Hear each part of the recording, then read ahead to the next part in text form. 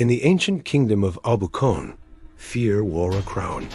King Baroka ruled with a fist soaked in blood and a heart as cold as stone. His throne was carved from the bones of those who defied him. His voice alone could sentence villages to fire, families to chains, and newborns to the sword. When the oracle whispered that a boy would rise to end his reign, Baroka unleashed terror, slaughtering every male child born under the moonlight. But fate, as the ancestors say, is not a river you can dam. Deep within the forbidden forest, beneath the watchful eyes of spirit beasts and ancient trees, a child was hidden. His name was Obanif, the one loved by destiny. He grew not in a palace, but in the arms of nature and wisdom. And when he returned, he didn't come with an army. He came with a drum, a glowing staff, and the fire of justice in his eyes. This is not just the story of a king's fall. It is the rise of a servant who became a legend. It is the cry of a people who dared to dream again. It is the moment when silence turned into a song of freedom. And it all began with a prophecy.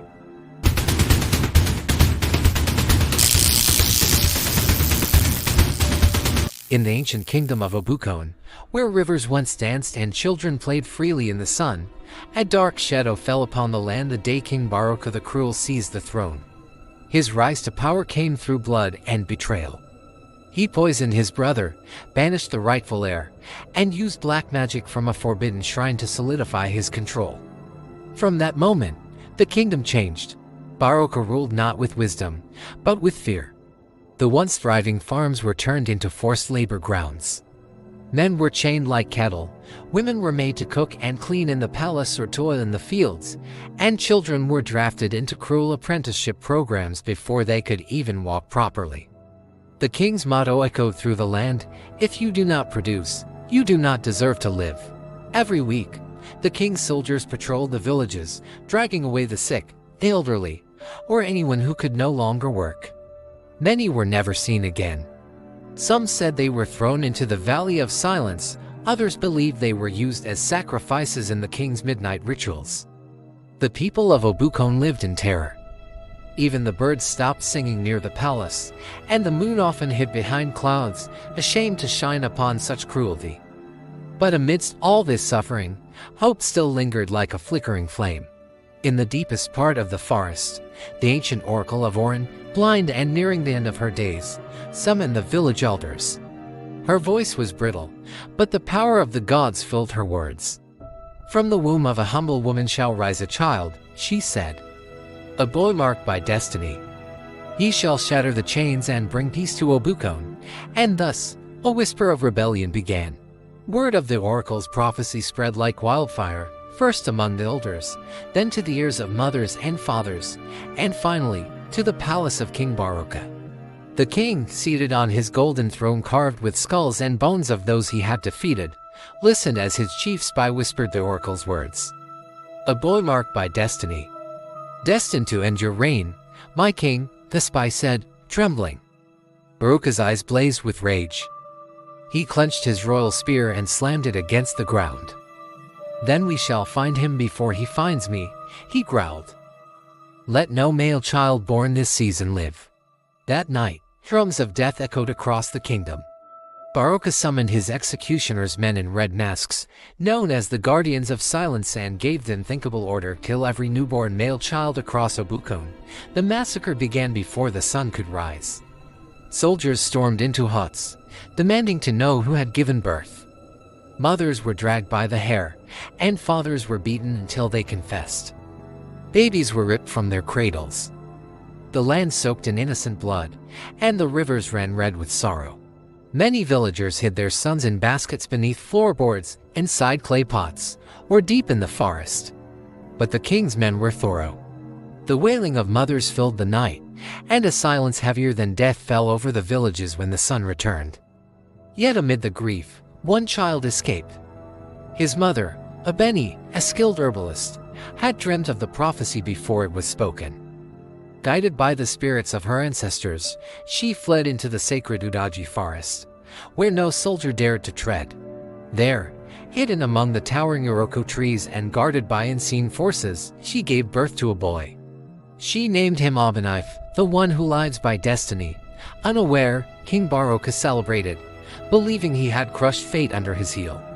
But fate, as even kings learn, cannot be silenced forever. Deep within the Uraji forest, where sunlight barely touched the ground and the air shimmered with ancient magic, Ebony cradled her son in a nest of moss and woven leaves. She had traveled by night, barefoot and bleeding, with only her faith and the whisper of the spirits to guide her. The Uraji forest was not just a place, it was a living being, pulsing with power. It was said that the ancestors of Obukon still walked among the trees in spirit form, watching over the land.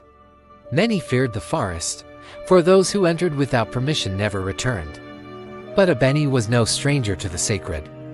Her grandmother had been a priestess, and Ebony herself carried the blood of seers.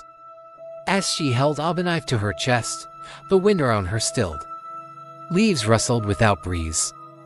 And then, in the hush of night, a voice called out not with sound, but inside her spirit. "You have brought the child of the prophecy," said the voice of Orianale, the ancient guardian of the forest. "He shall be protected, but he must be taught the ways of truth, courage, and compassion." Ebony bowed her head. "I will raise him in your wisdom." Thus began Obanif's secret life. While the kingdom wept, and King Baroka feasted over his false victory, the child of destiny grew beneath the forest's sacred canopy. Leopards became his guardians, owls his teachers, and wine his companion. The spirits whispered lessons into his dreams. He learned to move with silence, speak with purpose, and see the truth in all things. Ebony taught him herbs and healing, how to mend wounds and speak with kindness. But the forest taught him strength, how to bend without breaking, how to listen to the heartbeat of the earth, and how to fight only when necessary. He grew swiftly, strong in body and spirit. By the time he was 12, Obukon could hear voices in the rain and command wild animals with his stare. The forest had claimed him. The prophecy was alive, and far away, in his stone palace. King Baroka began to dream of fire and a boy with eyes like the sky. On the night of Obanif's 18th birthday, the air in the Uraji forest turned strange. The trees, normally still and silent, began to sway though there was no wind. The animals paused in their nests. The moon glowed red, and the stars blinked like eyes. Deep in the forest, where no human had ever dared go, the drum of Orin, a sacred relic carved by the gods, began to beat on its own. Boom, boom, boom. Ebony awoke with a start, her heart pounding in rhythm with the drum. She rushed outside, clutching her staff, and saw Obukon standing at the foot of the ancestor tree, eyes wide, body glowing faintly with a strange light. The forest spirits had gathered around him, shadows in the mist, with no form but presence. The voice of Orianale, guardian of Uraji, spoke once again. "The time has come. The kingdom suffers, and the tyrant still sits on a throne of bones. The boy is now a man. Destiny must walk." Ebony's heart was torn. She had raised him in secret, knowing this day would come, but now that it had arrived, fear gripped her. "He is still my son," she whispered. "Will he return to me?" But the spirits gave no answer. Obukon turned to her. "Mother, I feel the pain of the people. Their voices scream in my dreams. I must go." Not as a warrior of revenge, but as a servant of justice, Ebony held him one last time, weeping not in sorrow, but in pride. She gave him a pouch of sacred herbs, a carved staff of Iroko wood, and her blessing. At sunrise, Obukon left the forest. The wind carried his name to the four corners of Obukon. Villagers looked up from their chains, elders sat up in their sleep, and in the palace, King Baroka shuddered in his bed, for he heard the same sound in his dreams. Obukon, Obukon, Obukon. Obanif's first steps outside the Uraji forest were heavy with silence. The world he entered was not the world his mother had described in stories. The once green hills were now dust and ash. Rivers flowed slow, choked with mud. Villages looked like shadows of their former selves, huts broken, farmlands abandoned, and the people gaunt from hunger and fear. He wore no crown, no armor, only a simple wrapper of woven cloth, sandals made of vine, and the sacred Iroko staff strapped to his back. But everywhere he walked, animals stopped to stare. Trees bent ever so slightly, and strangers felt a strange calm settle over them. The first people he met were a group of young boys, no older than 10, chained together and herded like animals by a cruel overseer. They were being marched to the gold mines of Okmura, where none return whole. One of the boys fell, weak from hunger. The overseer raised his whip, but it never struck. A knife appeared between them like a gust of wind. His hand grabbed the whip midair, and his stare steady and calm froze the overseer in place. "Let them go," Knife said. The man laughed nervously. "Who are you to speak so boldly?" Knife answered. "The one your king fears in his dreams." At those words, lightning cracked the sky, and the chains around the boys fell apart with a sound like thunder. The overseer dropped his whip and fled. The boys stared at Knife, wide-eyed. "Who are you?" one of them whispered.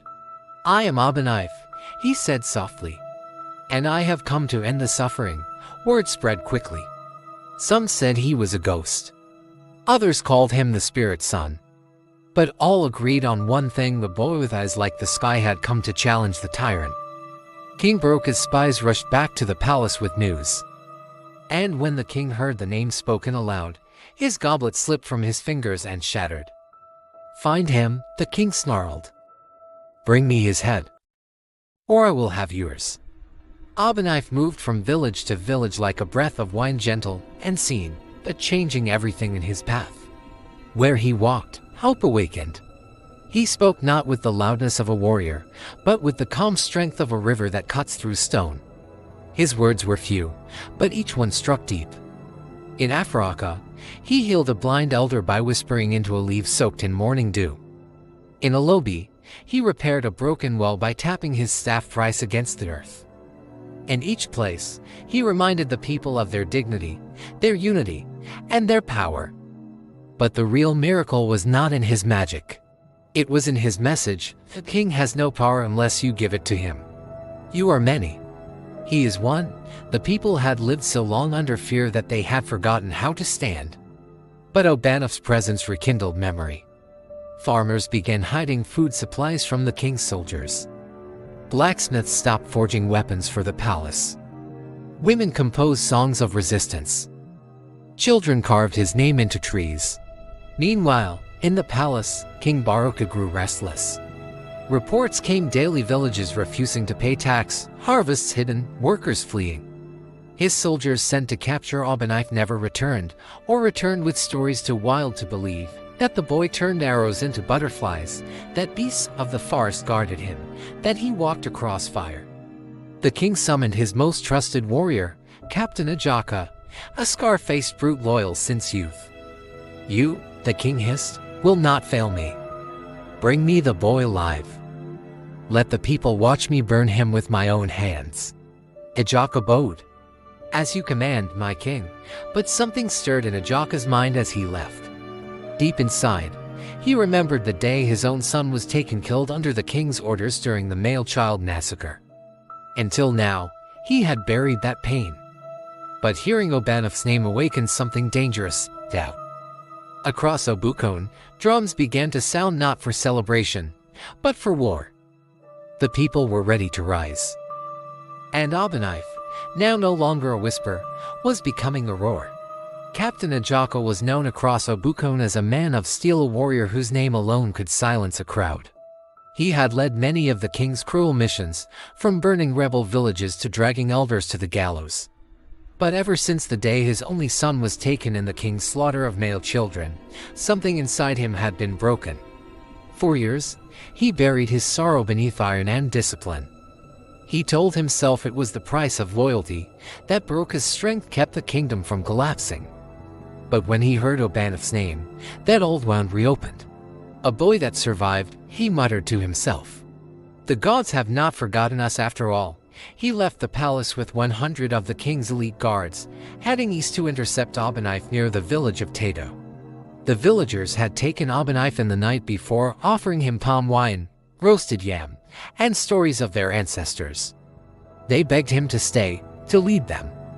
Knife, always gentle, said, "I will return, but first I must awaken others." The next morning, as he prepared to depart, Ejaka's warriors surrounded the village. Spears raised, bows drawn, drums of war pounding. But then, something unexpected happened. Captain Ejaka stepped forward alone, lowering his weapon. His voice was steady but thick with emotion. "I have come for the boy," he declared, "but not to harm him." Gasps rippled through the ranks. "I once believed in the king. I shed blood in his name. But he stole my child. He turned my honor into shame. And now, I see in this boy what we lost, a future that belongs to all, not just the crown." He turned to his soldiers and raised his voice. "If you follow me, lay down your arms. If you serve only fear, raise them." There was silence. Then, one by one, the warriors dropped their weapons. Ejaka knelt before Obunknife. "Command us, son of destiny. We are yours." From that moment, the tide of fate shifted. King Baroka's most feared general had betrayed him not out of hatred, but for hope. The news of Captain Ejaka's defection spread across Obukon like wildfire in the Harmattan. To many, it was a sign that the time had come. The iron wall of King Baroka's power had begun to crack, not from war alone, but from within. Obunknife and Ejaka moved from village to village, not to conquer, but to gather. They did not raise a kingdom of swords, but one of broken hearts stitched back together by courage and unity. They called themselves the Broken, not out of shame, but to remind themselves of what had been lost, families destroyed, sons taken, lands scorched, and freedom crushed. And yet, now, they rose. Farmers came with hoes turned to spears. Mothers who had lost children brought firewood fuel for the coming battle. Hunters from the north, blacksmiths from the west, even fisher folk from the southern delta offered their hands. In secret clearings and ancient shrines, Obunknife trained them. Not just in fighting, but in remembering who they were. He spoke not of vengeance, but of justice. "This war is not against a man," he said. "It is against fear. It is against forgetting. We must not become the monster we seek to slay." Meanwhile, King Baroka grew more desperate. His spies returned with terrifying reports, soldiers refusing orders, food stores burned in protest, and even palace workers whispering Obunknife's name. The king responded with terror. He ordered public executions, burnt rebellious farms, and summoned his dark priest to raise forbidden spirits. The land groaned under the weight of fear. Storms raged for days, animals fled the cities, and even the palace dogs howled through the night. And yet, somewhere in the mountains of Korinbo, Obunknife stood with his growing army of the Broken, staring down toward the valley where the royal city of Uboda lay in gold and smoke. "It is time," he said. The fire must now meet the flame. The people had awakened. Their backs were no longer bent. The march to end the tyrant's reign had begun. As the rebels prepared to march on the capital, the strange wind swept across the land, the rivers murmured, birds flew in circles, farmers looked to the sky, and old women muttered into their wrappers. Something ancient was stirring, older than Baroka, older than Obunknife himself. In the sacred hills of Odoagan, where time seemed to sleep, a hut made of red clay and covered in climbing vines began to glow faintly at dusk. Inside lay the Oracle of Orin, now over 100 years old, her bones brittle, her hair silver as moonlight. She had not spoken in years. Some believed she had passed into the world of spirits. But as Obunknife's army grew, the Oracle stirred. That night, lightning struck a baobab near her shrine. The ground shook. The drum of the gods beat again. And from her lips, dried and cracked, came a whisper, "The sun is rising." Her acolytes gathered quickly, lighting sacred fires and pouring libations into the earth. They carried her on a wooden throne woven with cowrie shells and serpent carvings, following the ancient path of seers toward Mount Korinbo, where Obunknife had set camp. When the oracle arrived, the warriors knelt. Even Ejaka bowed low, tears forming in his war-hardened eyes.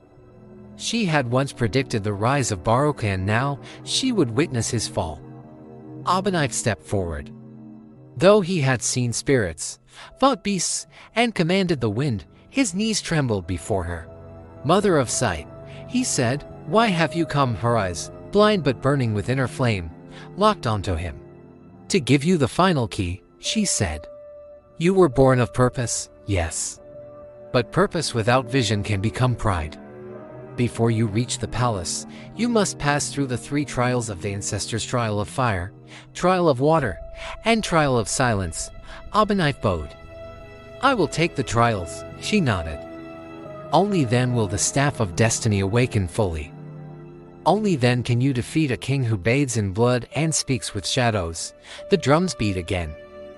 The war would wait. First, Obunknife must walk through the realm of spirits. Before Obunknife could lead the final march to the palace, he had to face the 3 trials of the ancestors, a sacred journey no mortal had completed in over 2 centuries. The Oracle of Orin warned him, "Power without purity is destruction. If you fail even one trial, the land will fall with you." Obunknife stood alone at dawn, staff in hand, before a sacred cave known as Imita, meaning 3 worlds. The sky dimmed as he stepped into the darkness. The cave sealed behind him. The trials had begun. Trial 1, the fire within. The walls turned to flame, but they did not burn. Instead, they whispered. Faces of the fallen appeared in the fire. Fathers, mothers, children burned in the king's wrath. A voice spoke. "Can you carry their pain without letting it become your anger?" Obunknife felt the fire crawl into his chest. Rage, sorrow, grief all surged within him. His fists clenched. His breath grew short. He saw Baroka's face in the flame and wanted to scream. But he remembered the oracle's words. He opened his hands. He knelt. "Their pain will guide me, but not consume me," he whispered. The fire vanished. He passed. Trial 2, the waters of truth. He now stood before a pool so clear, it reflected his soul. But when he looked, he saw not himself but Baroka wearing his face. The image mocked him. "You will become what you fight. One day, power will tempt you. What will you do then?" Obunknife stared, heart pounding. "I will give it back to the people," he said. "A true king serves, not rules." The water shimmered. The reflection became his true self again, calm, determined, humble. He passed. Trial 3, the silence of the soul. Now, he entered darkness. There was no sound, no breath, no light, just emptiness. Doubt crept in. What if you fail? What if you die? What if this is all for nothing? He sat in silence. He waited. He listened.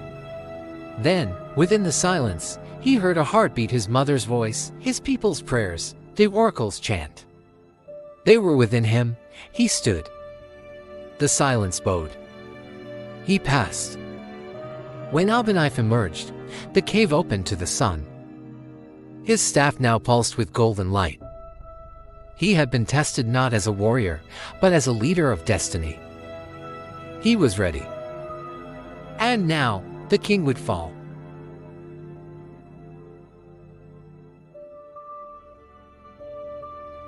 The sun rose over the hills of Korimbo like a blazing drum of war, casting golden fire over the land. On that morning, the earth trembled not with fear, but with purpose. Obunknife emerged from the trials, his eyes sharper, his step surer, and his spirit crowned with ancestral strength. The staff of Iroko, now glowing faintly with divine energy, pulsed in his hand. The broken waited for him. Hundreds of villagers, warriors, mothers, children, and elders stood in silence as he descended the sacred steps. Captain Ajaka stood at the front, sword strapped across his chest, his once hardened face now softened with loyalty. Obunknife raised his staff. "Today," he said, "we do not march to take revenge. We march to restore what was stolen: our voices, our homes, our future. We march not as killers, but as people awakened." A great shout rose from the crowd, fists lifted, drums beaten, horns blown. From every direction, more people joined. Hunters from the east, iron workers from the west, even palace servants who had escaped through secret tunnels. They brought machetes, staffs, bows, and fire in their eyes. What began as a whisper had become a wave. The Oracle of Orin, sitting under a sacred tree, chanted softly, her voice weaving through the air like thread. The feet of the just shake mountains. Let the river of truth drown the throne of wickedness. Obanif led the march through Ikad, Ekin, and Igbanla villages that had once bowed to Baroka in fear now opened their gates in celebration. The people knelt not in worship, but in gratitude. Meanwhile, King Baroka stood on the high balcony of his palace in Uboda, watching the dust rise in the distance. His spies had failed him. His magic was growing weak. Even the palace guards whispered of rebellion. In desperation, he summoned his final weapon, a dark force bound in chains beneath the palace, one that even the oracle had warned about. Let the shadows rise, the king whispered, eyes wild. If I must burn, let the whole land burn with me. But the people were no longer afraid. And Obanif, the boy once marked for death, now led a kingdom toward dawn, beneath the royal palace of Uboda, hidden beneath layers of stone, chains, and sacred curses. Something ancient stirred. Long ago, before Baroka wore the crown, he had descended into the catacombs of Oshudu, a forbidden shrine buried under the palace. There, he struck a deal with a shadow spirit known only as Asira, the devourer of light. In exchange for his soul and regular sacrifices, Asira granted him a natural strength, long life, and power to bend minds through fear. Now, with his armies failing, his people revolting, and Obanif marching closer, Baroka descended into the darkness once again. He stood before the cracked prison gate where Asira's chain form coiled like black smoke with eyes of fire. You promised me victory, Baroka roared. You swore no child of man could stand against me. Asira laughed a low, bone-shaking echo that made the walls bleed shadows. You feared death more than you loved your people. I gave you what you asked. But now the land itself rejects you. Baroka fell to his knees. Then give me your full power. I'll offer you all of Obukon, Asira hissed. It is already mine. But I will lend you my form for a price. Anything, Baroka gasped. Then give me what you love most, yourself. Baroka screamed in agony as Asira fused with him. His skin darkened, horns tore through his scalp, his eyes turned red, and his voice became layered with shadow. No longer a man, no longer a king, he became Baroka Asira, a beast of ruin. Above, the people of Uboda trembled as the skies darkened. Thunder cracked without rain. Flames licked from palace windows. Obanif and the broken arrived at the city gates just as the earth split slightly beneath them. The oracle, seated on a palanquin at the rear, raised her hand. The final battle has come, not of blade against blade but of light against corruption. Obanif lifted his staff. Let the people see that no shadow, no matter how long it stretches, can stop the sunrise. The gates opened, the people flooded in behind him, and within the palace, the monster king waited. The gates of Uboda crashed open, not by force, but by will. The palace guards, once Baroka's loyal hands, laid down their arms and bowed as Obanif and the broken marched into the city. The people emerged from hiding, lining the streets with chants, drums, and tears. They did not cheer for war. They cheered for freedom. But above them, a new terror descended. From the highest tower of the palace, Baroka Asira emerged no longer man, but a monstrous fusion of king and demon. His skin was dark as obsidian, his eyes glowed like twin furnaces, and his voice sent ripples through the air. You dare rise against me, he bellowed. I am your god. I am your judgment. He leapt from the balcony, landing with a thunderous crash in the palace square. The earth cracked beneath him. Civilians screamed. Some fled, others froze. Even the bravest warriors hesitated. Obanif stepped forward alone. He raised the glowing Iroko staff, its light pulsing with the voices of ancestors, of mothers who wept, of children never born, of fathers buried in silence. You are no god, Obanif said. You are a frightened man who made a monster of himself to escape the truth. Baroka roared and charged. Their clash shook the ground. Shadows wrapped around Obanif, trying to suffocate him, but he planted his staff and summoned the strength of every soul who had ever suffered. A great light erupted from the staff, blinding and pure. The people watched in awe as shadow and light danced violently. Ajaka led the broken against the last of Broca's shadow beasts, twisted creatures that emerged from beneath the palace. Women fought beside men, elders beside youth. No one stood idle. Obanif and the Demon King battled through fire, ash, and memory. At last, Obanif whispered a final chant taught by the oracle, "Let what is a natural return to dust. Let the soul of the land rise again." The staff struck the ground. A shockwave of light spread across the square. The shadow screamed as it unraveled. Baroka's monstrous form dissolved, leaving only a withered man, eyes wide in disbelief. He fell to his knees. "What have I become?" Obanif looked into his eyes with no hatred. "You became what you chose. And now, it is done." Baroka collapsed. The sky cleared. The people stood still for a long breath, then burst into tears, song, and dance. The reign of the tyrant was over. The palace square, once a place of fear, now echoed with songs of freedom. The people of Obukon, long bowed under tyranny, stood tall with tears on their faces and fire in their hearts. They had not just witnessed the end of a king, they had witnessed the rebirth of a kingdom. Obanif stood in the center, his clothes scorched, his staff glowing faintly as it hummed with ancestral peace. Around him stood warriors, farmers, children, elders, and mothers. Even the birds returned to the sky, circling above as if to sing of victory. Captain Ajaka, wounded but smiling, approached and now. "Obanif, the people are ready. We await your command." Obanif looked around at the ruined palace, the ashes of Baroka, and the faces filled with hope. He shook his head. "I did not come to take the throne. I came to give it back." The crowd grew silent. "The throne does not belong to one man," he continued. "It belongs to all. Let us build a council of voices of mothers, farmers, hunters, priests, and even children, so no king may ever again reign in darkness." The Oracle of Orin, watching from her palanquin beneath the baobab tree, raised her voice for the final time. "The boy has passed all trials. He has not only ended a reign, he has restored balance. The ancestors are at peace."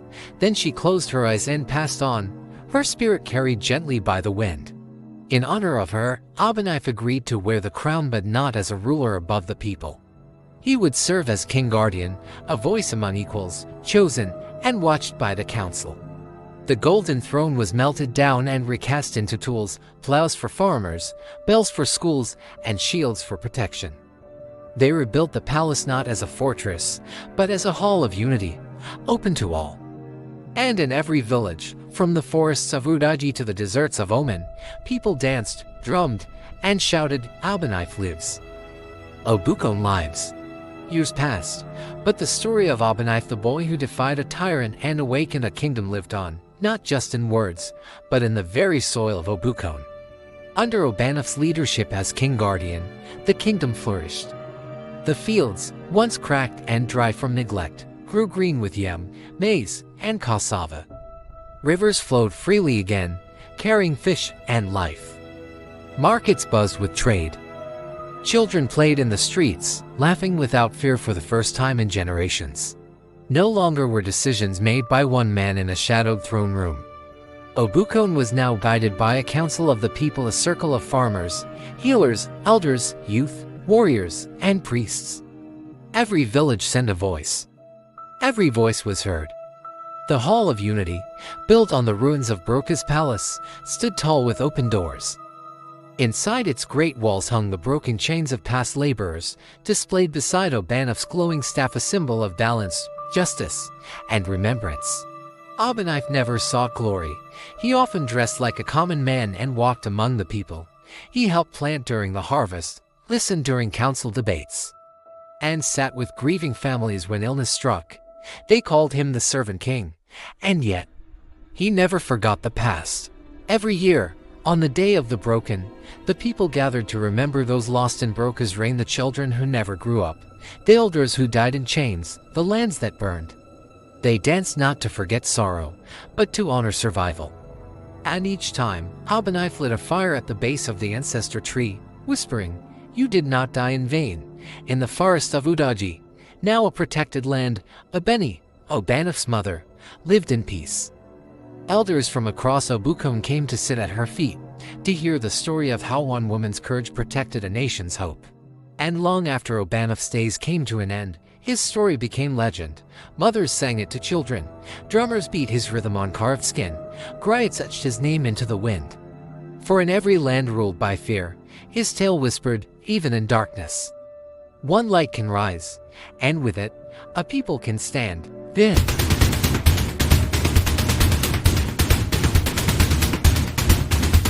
Subscribe for more content.